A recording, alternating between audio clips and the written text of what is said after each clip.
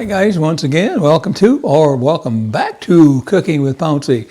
This evening I'm going to make we are going to make some gumbo. Shrimp and sausage gumbo.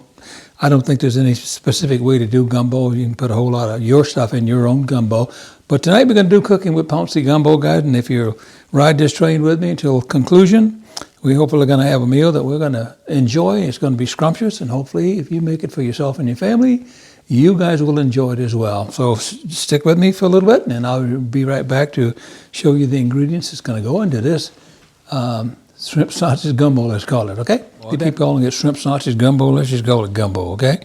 So here's my shrimp, and these are raw and peeled in the vein, and I did take the tail off of them. You don't have to take the tail off, but I did.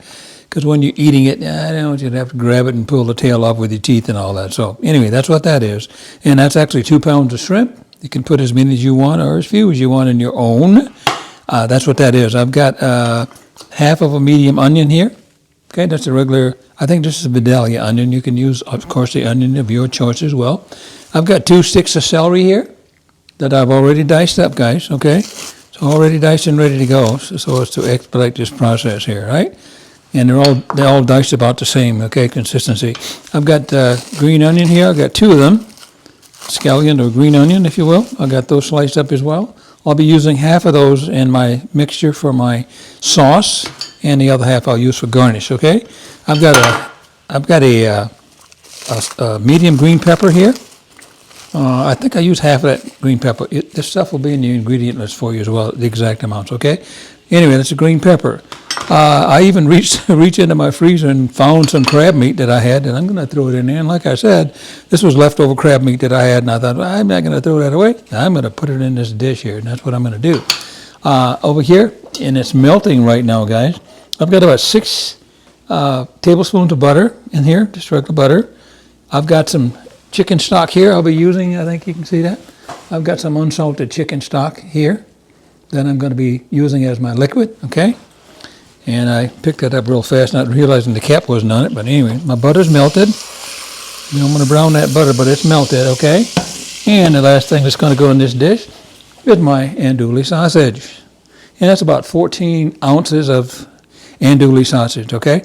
I diced it up like that too, guys. I could have just sliced it, but I diced it up like that because I don't really like spicy food. I thought having little bites inside this mixture here would save my tongue, okay, and my palate, right? So I'm going to kind of braise this off a little bit too and brown it. You don't have to do that, and you'll see when I'll get to the range when I start putting this together.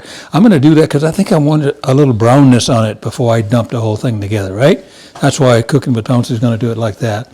I've got some rice that I cooked earlier. I'm going to have to show that to you, I guess. I've just got some rice I cooked. That's just 1 cup of rice, and this dish is going to be served over rice, or rice is going to be on the side of it. We'll see when we make the presentation, guys, okay? I've got some salt here, of course, salt to taste. You can certainly use sea salt or kosher salt, the salt of your choice. Just make sure you watch your sodium content, okay? I've also got some coarse ground black pepper here. Be using that as well. Got some bay leaves here. I'll probably put about 2 bay leaves in this mixture. I've got a can of fire roasted tomatoes. That's about a 14.5 ounce can. I'll be using that entire can as well. I've got some garlic here. I'm switching around because I've got some of the stuff at the range. And I've got about a teaspoon. I might use all of that of garlic, okay? I'll be using that minced garlic. I don't have any fresh garlic, so that's what I'm going to use for that. I've got here, I remember what I got here. I got about 1/3 of a cup, 2/3 of a cup of flour. That's an all-purpose flour. That's going to be for my thickening, okay? I won't be using that entire thing. And again, it'll be an ingredient list for you in terms of how much specifically I'll use, because you want to make sure you've got enough sauce in your mixture to coat all of this stuff here, to your shrimp and your sausage and all that stuff, and enough to have to put over your rice, okay? Here we go. I've got my sausage over here. I'm going to be browning that sausage, and I think I want to do that. Told you, you don't have to do that. I could have dumped it right in here once I got my roux. What I'm doing now, guys, is I'm making a roux. You guys know what roux are. I'm sure you do. And I'm going to get this flour browned. And as I said, you want to make sure you have enough when you put this mixture together, right? So you'll have enough sauce, is what I'm trying to say here. because I don't want to add raw flour if I don't have enough and I start to panic because I need more sauce in there, okay? There we go again. You can see the cup was full. It's about half full now. All right, then I'm going to put my 4 cups of unsalted chicken stock like I showed you a while ago.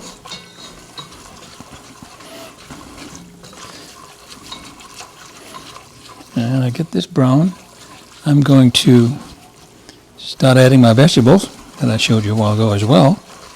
Get those tender. And then I'll add my stock. I'm going to let it simmer.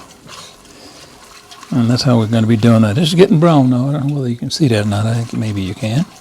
And again, I'm going to put some more now. I'm ad-libbing, guys. Again, I just want to make sure I've got enough sauce to cover all this stuff I got going here. I kind of hear my sausage starting to do its thing. Yep, I do. Cooking with Pouncy ad-libs a lot, and I just kind of want some color on that before I put it all together. All right, I'm going to start now. I'm going to start now with my chicken stock. I'm going to do the whole container. It's 32 ounces, all right, guys? And here we go. Keep stirring. You don't want it to lump up on you, and it won't if you keep stirring it. And once you get hot, it'll start to thicken up again. And that's what you want. I haven't put any seasoning in here at all. And again, it's unsalted chicken stock as well. I don't have an opposition to seasoning. I just want to start seasoning it once I get it all together. The sausage got salt in it, as you know. Shrimp's a bit salty as well. And I still got that on about medium-high. And that's okay.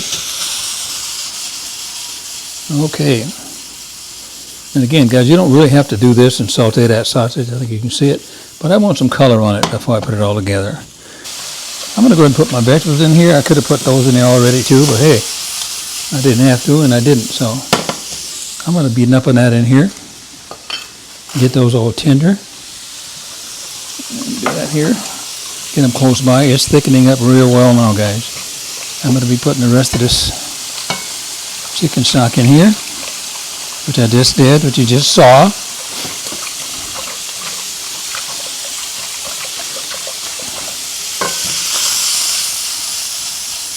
Yeah, that sausage has got a lot of fat in it. I can see it. I see it glistening. And it's starting to leach out into the pan, which is fine. Which is just fine. I'm going to reach back and grab my other container of chicken stock because I think I'm going to need it, which is okay. So I'll make sure I've got enough. And I'll be adding this slowly as I do that, okay? And let's turn this down to medium. It's starting to get that brown color that I want. There it is right there on the tips. See it, guys? That's what I want. Okay, I'm going to start adding our vegetables here. And again, I don't think this had to be in any specific order. There goes my 2 sticks of celery. And here goes my onions right behind them. Oops. Don't be wanting to hit that glass on that metal now, do you guys? If you watch some of the Cooking with Pouncy videos, I caution people against that, and I just cleaned it myself. Some green pepper. Let's put that in here. Okay. I'm going to let this simmer. I'm going to start adding some seasoning to it. Gosh, that sausage has a lot of fat in it. Just like I thought it would, but it's coming out now. I'll be adding that to this in a little while too. Once these vegetables get tender, guys, okay? I'm going to start seasoning it now too. A little salt and pepper, as I said. All right, that's to taste. And here we go with the salt. And that's to taste as well, guys. Watch your sodium. Watch your sodium.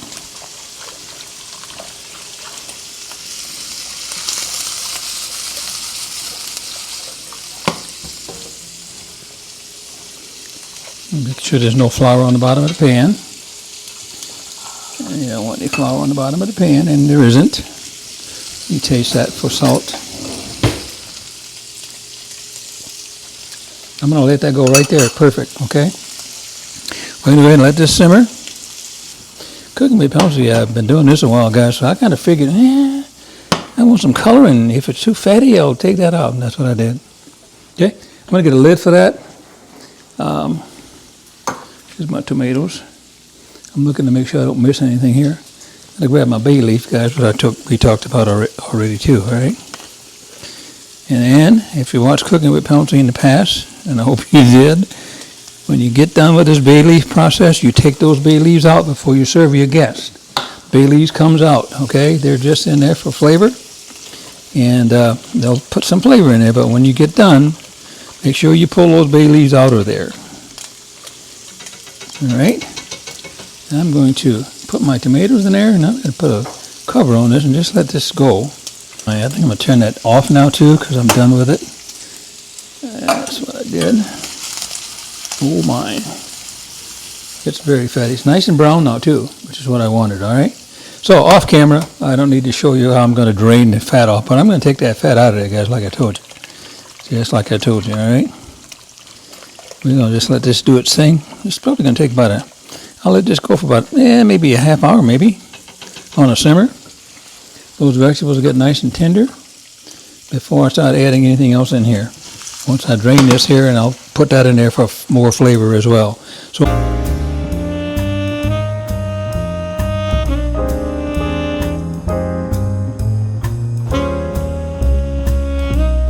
and I've got my sausage in there, and there was probably 2.5 to 3 tablespoons of fat in that after I got done braising that sausage off. So a good case in point, of course, as Cooking with Pouncy said earlier, is to braise it off. You don't have to, but again, that fat will wind up in there if you don't, which is it won't because I dumped that. All right. Anyway, it's looking good. I am going to let it simmer. I've got everything in there I need now except the shrimp. You don't want to put that shrimp in there yet at all. That shrimp needs to be translucent.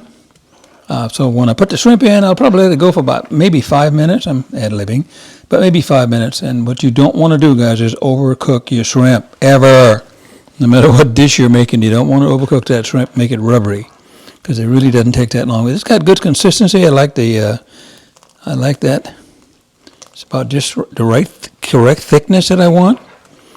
I got my garlic in there, that little teaspoon of garlic I was going to add to that. It's in here. And again, I'm recounting to make sure I got everything I need here, and I think I do. But again, it looks pretty good. I think you can see it. And it's bubbly, and I'm going to let it simmer again, probably for another total of half hour. I don't know how long it's been simmering now, but probably a total of half hour. I'm going to cover it. There you have it. So this is about ready here. It's been about a good 20 minutes that we've let it simmer. The vegetables are nice and tender. I can see that the onions are translucent. And it's about ready to do what? Put our shrimp in there. I got about 9 minutes left on that timer, but I actually timed earlier to get this in there. Shrimp's got a lot of water in them naturally too, so hopefully it won't make this too thin once that water gets out of that shrimp. And I don't think it will, okay? I'm looking to see if there's any water in it. I think what I'm going to do is don my glove, because I don't want too much or excess water in there to thin out my sauce. So here we go, guys. We're going to just put our shrimp in there, okay? And again, this is 2 pounds of shrimp. I don't think you can have too much shrimp. I'm going to kick it up to high now, so once I put this cold shrimp in there, as you know, it's going to stop boiling. I see a lot of water in the bottom here, too. These are very large shrimp. I don't think the shrimp can be too big either. But anyway, they were the ones I had in my freezer, and that's the ones I'm using. And I do see a lot of water in there, and I'm glad I'm doing it this way, so as not to put all that water in here as well. I'm kind of squeezing it too, guys, as I'm taking them out of there, right? Well, I'm not going to cook those shrimp over 5 minutes either, even as cold and as raw as they are right now. Once I get done with this, you might see the water in there. Oh, it's right here. I think you can see it. And again, I'm squeezing, making sure I get all the excess water out. And it's bubbly now.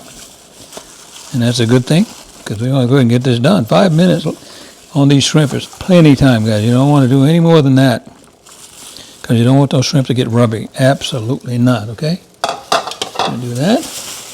And I'll start folding my shrimp in here. I won't forget about my crab meat. The ones I put in there first are already starting to turn pink, and that's what you want as well. I'm looking at my timer. I got 7 minutes on that timer. I didn't time the shrimp because I'm going to do that by sight, but I still got the consistency that I want, if you can see that, guys. Yes, it looks good. Looks really good. I'm going to go ahead and get it up to high so it can go ahead and do its thing. And again, I took the tail off the shrimp so you wouldn't have to worry about doing that while you're eating it. Guys, it smells so good, guys. It really does. It smells so good. I don't know why I said that twice, because I guess I mean it. Okay, I'm going to cover it. And let it go for about 3 minutes. For 3 minutes, I'll check it again, okay? That looks good, guys. It looks really good. It smells good, too. So I'll be back with you shortly, and at that point, I'm going to have my crab diced up. I showed it to you earlier as well. I'm going to just dice these crab legs up. And, of course, they're already done, and I'm just going to fold those in there as well, okay?